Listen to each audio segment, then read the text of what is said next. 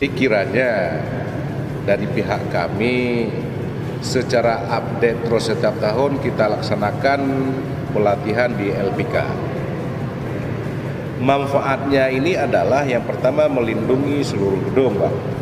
Yang kedua adalah melindungi para anak-anak di sini semua, sekaligus karyawan semua pegawai di sini bisa melakukan pemadaman secara dini oleh sendiri. Ini saya kira ini sangat bagus, luar biasa. Betul kayak kata Pak Nasri tadi, kita sediakan proteksi, harus kita deteksi dini, harus tambah sarpas yang kebakaran.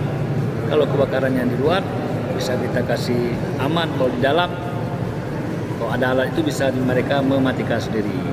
Oleh karena itu, kalau bisa Andi Pas itu kita libatkan barang 1-2 orang.